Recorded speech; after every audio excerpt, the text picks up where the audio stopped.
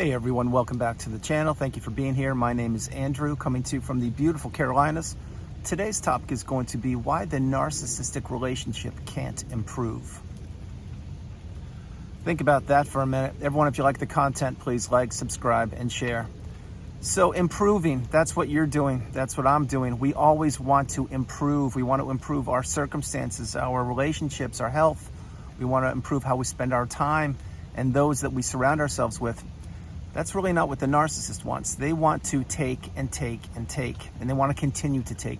You see, the narcissist is a sinking ship. They deteriorate over time. They do not improve.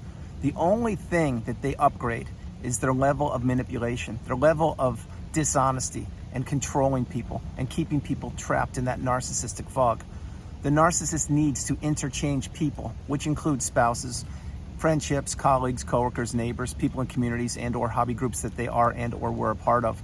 You see, the narcissist is a shapeshifter. What they want to do is they want to go and glide through life and have other people fooled and manipulated for any period of time, which was the length of that relationship. And then they want to go on to another unsuspecting fuel source. Now, in the videos that I create, I've mentioned so frequently that we are not supply. We are beautiful, bright, shining lights, and that is never more evident than today. We are the stronger ones. We are the people that the narcissist needed to take from. We were not taught narcissism 101 in school, so we did not know what we were up against when we entered that relationship. Or maybe we were born into the narcissistic family. Maybe it was one of our parents or siblings. But now that we are getting the wisdom and we are becoming awakened and aware, educated and empowered, we sincerely do understand that we are a rare and unique and powerful breed. And I am referring to anybody that's in the community that is not a narcissist. And if you are a narcissist, please leave. You're not welcome here.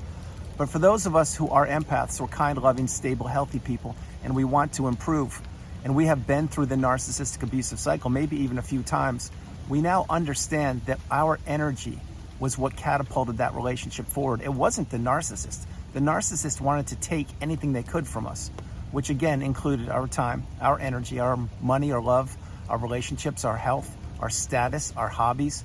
They wanted to take whatever they could, and they didn't leave much left when the relationship ended. We became a shell of ourselves. We became an extension of the narcissist. We lost our identity. We lost who we were. We had to put ourselves back together. We had to improve our circumstances. We had to go no contact and to block these people, to get our energy back, to get our clarity back, to give ourselves closure. The narcissist will never, ever give anybody closure because they can't. And if they wanted to offer somebody closure, they would have to be honest and introspect. And those are two things the narcissist can't do. One, be honest, and two, introspect. But when we put ourselves back together, and the further we got away from the narcissist and that relationship, the more the dust lifted, and the more, or the dust settled and the fog lifted. And we looked back and said, how could we have been so manipulated? How could we have fallen for the mask? How could we have tolerated the poor behaviors and the abuse so long? The reason why we did stay in the relationship as long as we did was because we were placed in that narcissistic fog. We were existing in that zombie-like, trance-like state. We did not know how we got there. But what we did know is we were working on trying to improve that relationship. We kept on putting out the fires that the narcissist would ignite on purpose, because the narcissist was always trying to break the relationship. They were always testing you and testing the relationship. They always had one foot in the relationship with you and another foot out the door. And that foot out the door, that foot / arm or half of their body, would be on one of their 3 smartphones looking for your replacement or the new supply. This is why the narcissist doesn't like stability. This is why the narcissist does not want calmness or serenity or peace or abundance or growth or improving. The narcissist wants to disrupt people's energy. And the narcissist did capture your energy for a period of time, which was the length of the relationship. But now you have put yourself back together, or you are putting yourself back together, and you're understanding that you are the priority, that you come first, second, and third, and that there is no room in your life, not now or not in the future, for any toxic person, i.e. specifically a narcissist or an energy vampire. We now are in relationships that serve us, that are stable, healthy, reciprocal, two-way relationships. That's the kind of relationships we are now either in or entering. The narcissist wanted to break that relationship from the beginning, after they met you, in the love bomb / euphoric stage. Once they sank their dirty fangs into you, They knew they were going to begin to extract as much as they possibly could from you. And they knew what they were doing before they met you. They knew what they were doing when they met you, and they know what they're doing right now. But that relationship could never improve. Go back to the love bomb / euphoric stage when you thought everything was going really well. Well, that was the mask, and that was the narcissist mirroring back to what you wanted to see, and they were probably planning things with you and beginning to promise future faking and all the things that you would do, and some of those things you possibly did. But once the narcissist knew that they had you, they began to pull back. And many times it's on the wedding night or the day after, or many times it's after you move in with the narcissist, or after they move in with you, or many times it's after the narcissist starts a new job, or you start a new job, or you have a child. There are so many pivotal periods littered throughout each and every one of these narcissistic relationships that you can identify when things shifted for you and in that relationship. And when these things happened, it's almost as if you didn't recognize the person that you were in the relationship with, because the beginning of that relationship, it felt so good and comfortable, and it felt at peace and calmness. And yes, there were some red flags back then. And yes, you did not trust your instincts or your intuition, certainly not the way you do these days.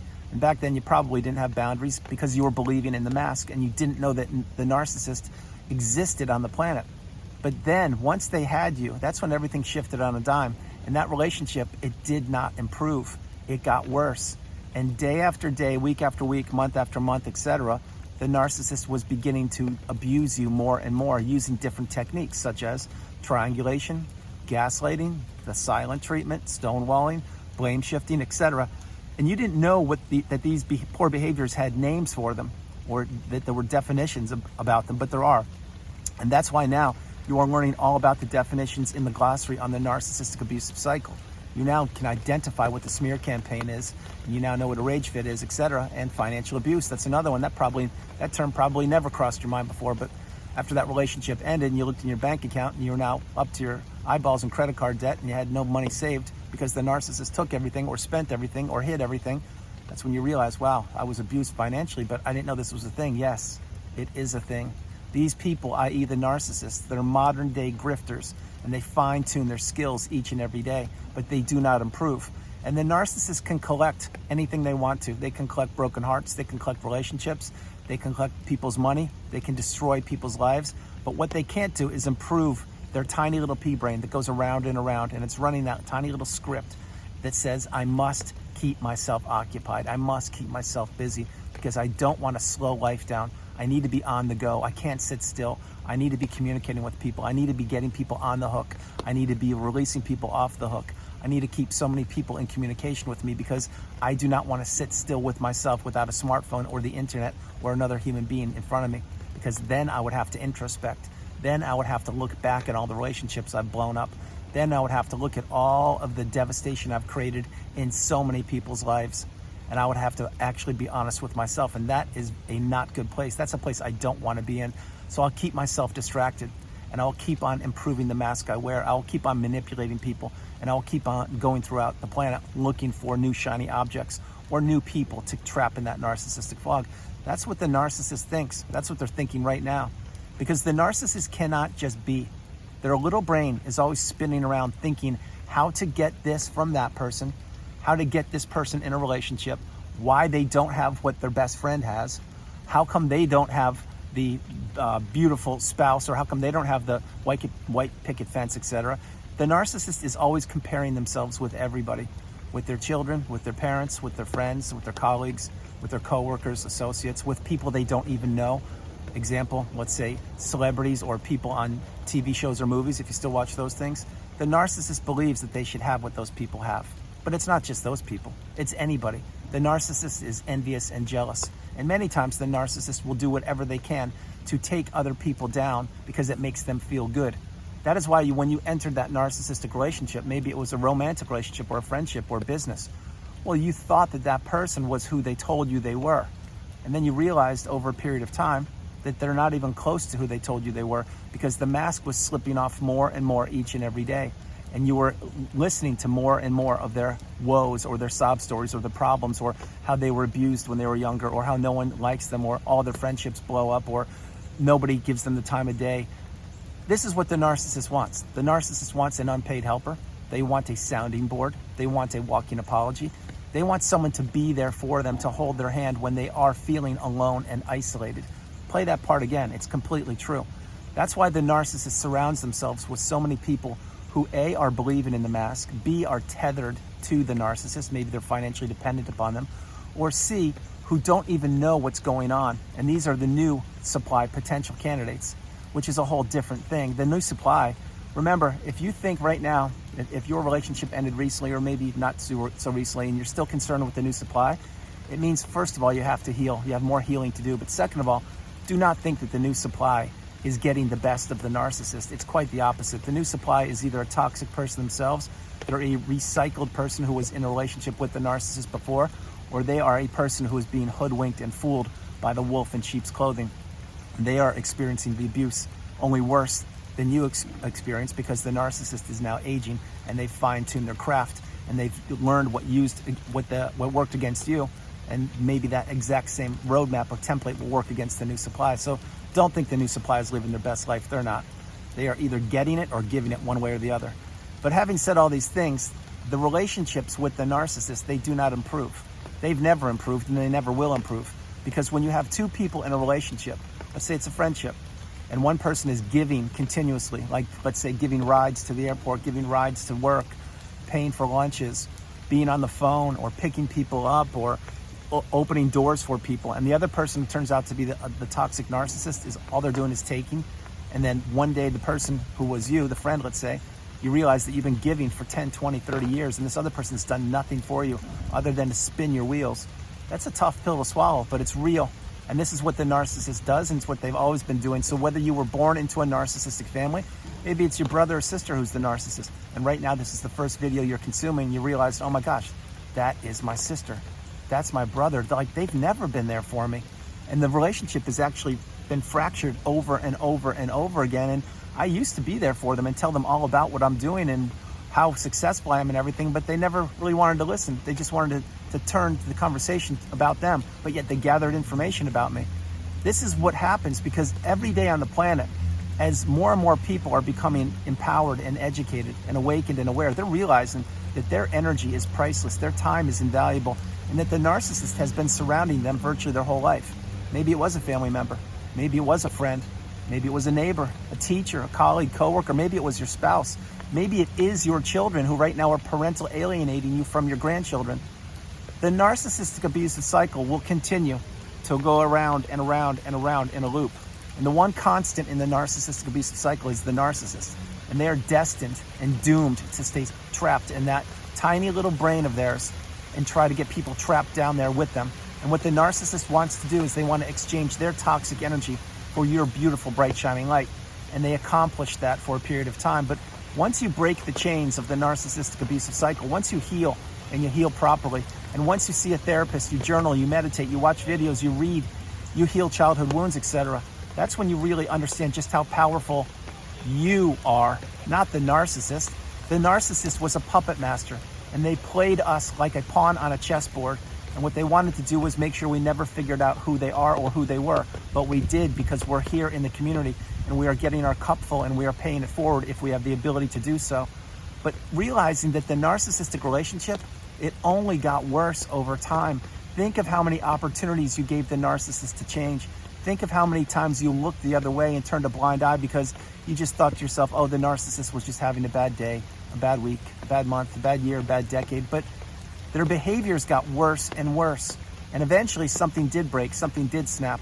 And it was when the narcissist crossed one line too many, and they broke one of your boundaries, or they did exactly what they told you that they wouldn't do. And that's when you probably got your first light bulb moment, and you said, wait, I can't do this any longer. This person's doing whatever they want. They're ignoring me, giving me the silent treatment. They're blame shifting me. Well, if you didn't do this, I wouldn't do that. And they're making their own rules, and they don't care about me. When you realize these things, then you really, really have to be strong enough to either A, create, develop, and execute an exit plan. B, remove yourself from the relationship. C, begin to utilize gray rock and then have an exit plan. Or D, that relationship, realize that relationship is going to end eventually. Because when you're in these relationships, the narcissist is continuously pressing on the gas pedal of abuse, and they do not want to let up. They want to see how much you can take. And as much as you can take is exactly when that relationship will end, because either A, you will get discarded, or B, you will put up a boundary and maybe the moving van will be at your house the very next day. One way or the other, every narcissistic relationship has an expiration date. each and every one of them, because the narcissist is always looking to destroy and to break relationships. But realizing that that narcissistic relationship, it will not improve, it couldn't improve, and it's not improving with the new supply right now, that's the path. And the path is also to get your energy and your time and your resources and to get your cup full, and to understand that where you are today is not where you will be in 3 months, in 6 months, in 9 months, or in a year. And to realize that you've come through something that most people don't come through, which is the narcissistic abusive cycle, and you've conquered it, or you are about to conquer it, and you are headed towards that pinnacle of indifference, the mountaintop of indifference, where you no longer care about the narcissist or anybody from that period of time, because that period of time is over. You've closed the chapter of the book on the narcissist, you've gone no contact, etc. And now you're healing, or you have healed. And this is the path. This is what we must do. Bear this in mind before I close the video. The narcissist has nothing to heal from, because they don't care about people. They look at people as opportunities, and that's why the narcissist can just slither away so effortlessly after the relationship has ended. They can just erase the past or rewrite it, i.e. gaslighting, because they don't care about people. They don't care about their own kids, their parents. They don't care about anybody but themselves. That's why you needed to, or you need to heal from the relationship, because you have to pick yourself up by the bootstraps, dust yourself off, and you have to rise through the ashes like a phoenix. And then you really have to enter the third version of you after a period of time, which is the strongest, most galvanized version of you known to humankind. That's not what the narcissist will do. They will always stay down in the low vibrational quagmire state, because they can't elevate without a fuel source or an energy source, which was you. Now again, I don't look at you as an energy source. I look at you as a beautiful, bright, shining light. A person that the narcissist targeted, knowing that that relationship wouldn't improve, and they try to keep you trapped where they exist for a long period of time. And again, they did succeed until they didn't. So everyone, that's the video. I hope you liked it. I loved doing it from the rainy Carolinas. This is Andrew. Namaste. Have a great afternoon, evening, or morning, no matter where you are on the planet. You are not alone. Remember that. You are not alone. God bless you all. I love you. And understand something. If a relationship that you're a part of, if it's not improving, then it's either standing still or it's deteriorating. And if it's the latter and it's deteriorating, you need to remove yourself from that relationship, because there's no time on this planet for toxicity. We are now all becoming more and more closer together through YouTube and through the common consciousness. Most of us that have come through the cycle, we realize we are changed forever. We are transformed forever for the better. And we can now see the narcissist from 10,000 miles away. We now can remove ourselves from toxic behaviors, and we now don't overshare. And we do have boundaries. And we do not, we are not afraid to use the strongest word in the English language, which is what? That's right, it's no. And when you say no to something or someone, you are saying yes to yourself. Play that again and play it a few times. So realize where you are today. Maybe it is where you want to be. And if it is, breathe in the abundance and continue to move forward each and every day. If it's not, continue to have that exit plan and continue to focus on yourself and heal, because you are stronger than you know. Don't ever give up. Don't give up. Don't ever give up.